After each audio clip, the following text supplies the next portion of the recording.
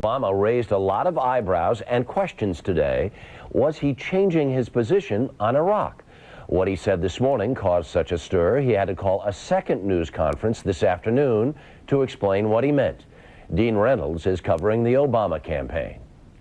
In North Dakota today, Barack Obama sounded surprisingly willing to change his position on Iraq. When I go to Iraq and I have a chance to talk to some of the commanders on the ground, I'm sure I'll have more information and we'll continue to refine my policies. But the statement about refining his position paled next to the applause-winning declarations that carried him through the primaries. I will bring this war to a close, and I will bring our troops home within 16 months of the time that I take office. The contrast between the old and new statements drew lots of attention, and 4 hours later, Obama came out again to clarify and accuse. I think what's happened is that the McCain campaign primed the pump with the press to suggest that somehow we were changing our policy when we hadn't.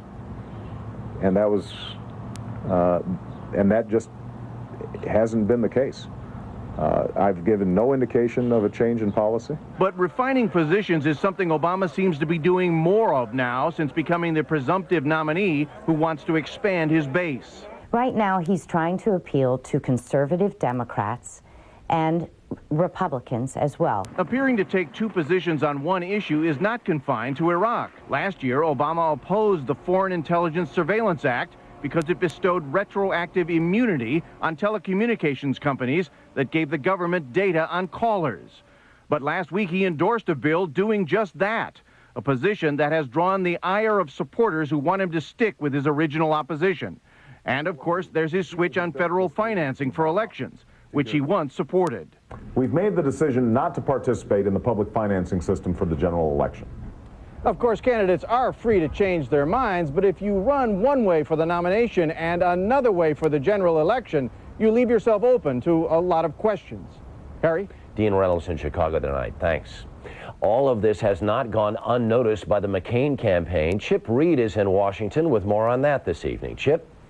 Well, good evening, Harry. You know, the response from the McCain campaign is really very interesting. Just yesterday, remember, they put a new man in charge of the campaign, in charge of day-to-day operations, Steve Schmidt. He's tough, he's hard-hitting, he has a take-no-prisoner style. We all expected a scathing statement from the campaign, but listen to this. It's a much different tone. They say now that Barack Obama has changed course and proving his past positions to be just empty words, we would like to congratulate him for accepting John McCain's principled stand on this critical issue. Essentially, they're saying that he has come over to John McCain's side. It's kind of fatherly, where John McCain kind of lectures Barack Obama, but then forgives him and congratulates him for finally seeing the light. Seeing the light. Chip Reed, thanks a lot. The White House